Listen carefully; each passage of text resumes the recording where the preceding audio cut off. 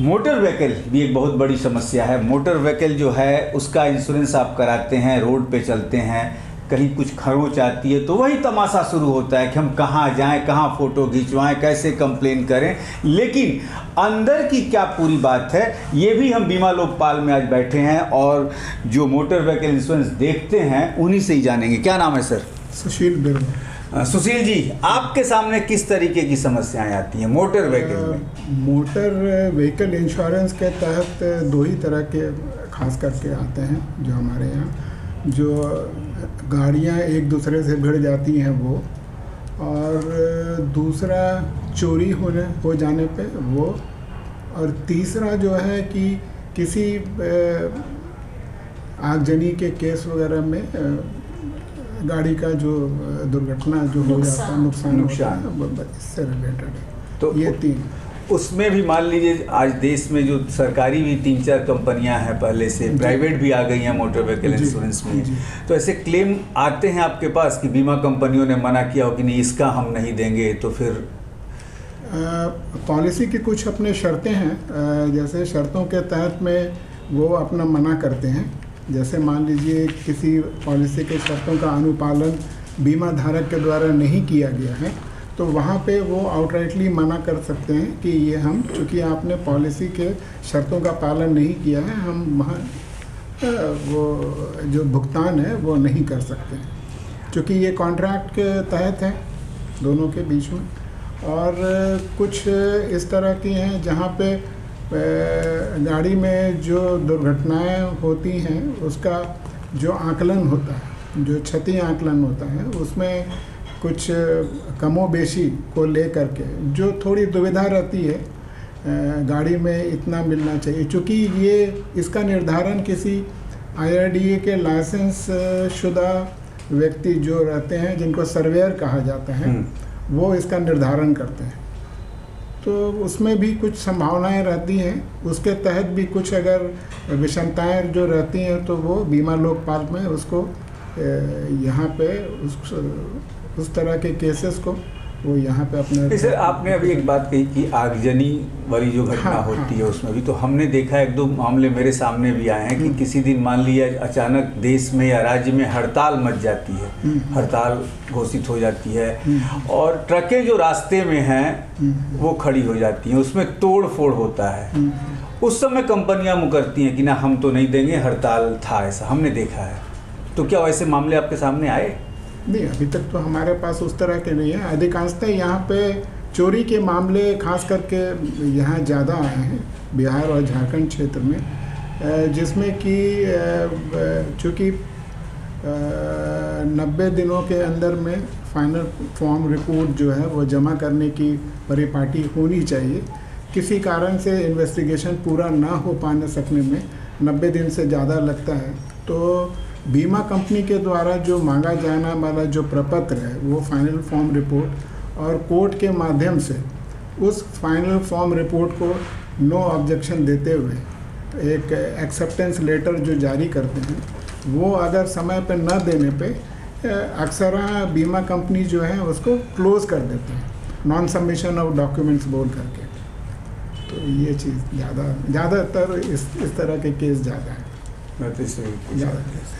और दूसरा accidental case में भी जहाँ पे डिस्प्यूट हो सकता है या विवाद का विषय हो सकता है कि मेरी गाड़ी 10,000 में बननी थी, बीमा कंपनी ने 5,000 में। ये इस मुद्दे पे भी मैं आना चाहता था। हाँ, बताइए। इस तरह की चीज़ें रहती हैं।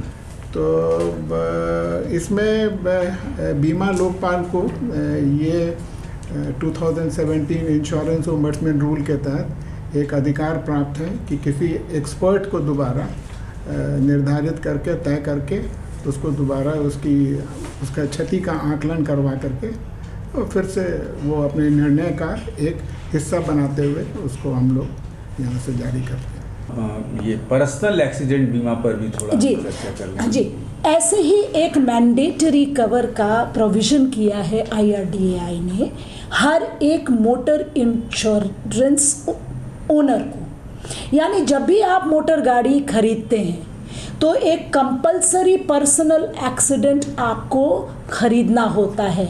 हर बीमा कंपनी को ये ज़रूरी है कि वो इस CPA cover, compulsory personal accident को, हर एक उस व्यक्ति को बेचे जो मोटर गाड़ी का मालिक है और जिसके पास ड्राइविंग लाइसेंस है।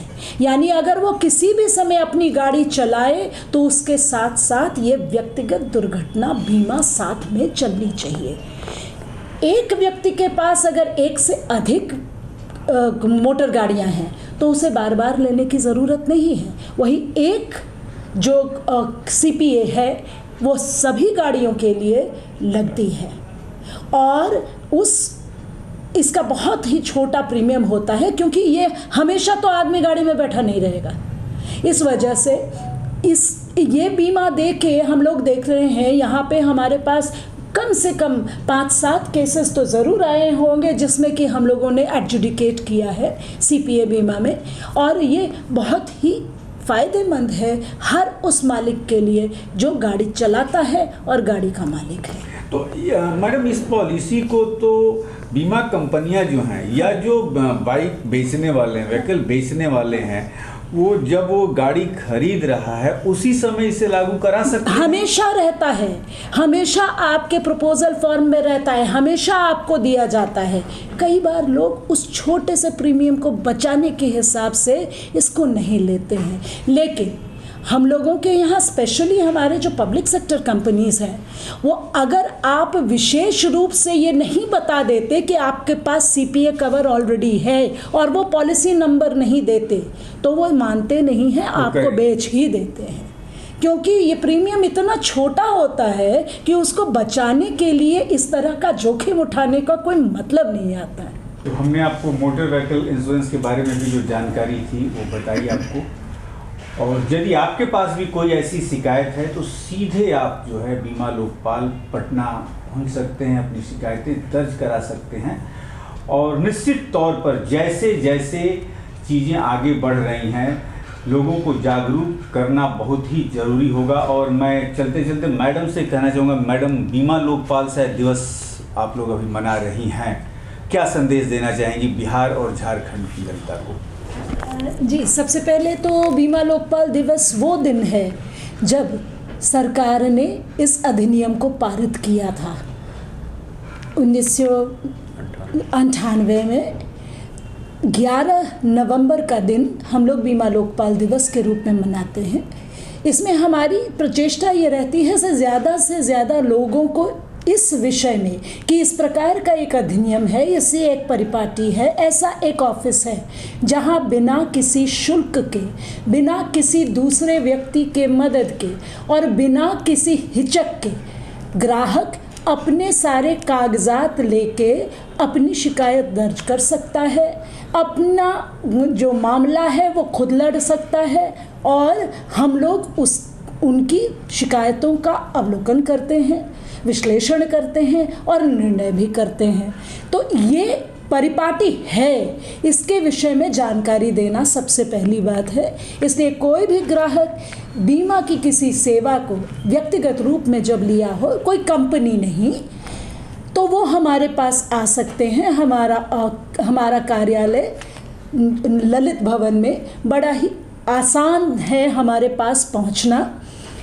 आप सीधे हमारे पास पहुंच सकते हैं, या आप हमारे वेबसाइट में जाके एक फॉर्मेट है जिसमें आप ऑनलाइन शिकायत दर्ज कर सकते हैं, या आप रजिस्टर्ड पोस्ट से आपकी शिकायत तथा सभी आपके कागजात हमारे पास भेज सकते हैं। हमारे साथ बीमा कंपनियों से आए हुए कुछ चुने हुए लोग हैं, बहुत छोटी हमारी टीम है, लेकिन हम आपको आश्वासन देते हैं कि हम आपकी हर शिकायत को खुद देखते हैं, व्यक्तिगत रूप से देखते हैं, और उसके अनुसार अगर हमें किसी कागजात की ज़रूरत है, मंगा कर भी हम आपकी शिकायत को दर्ज करते हैं, उसको सुनते हैं और उस पर निर्णय लेते हैं।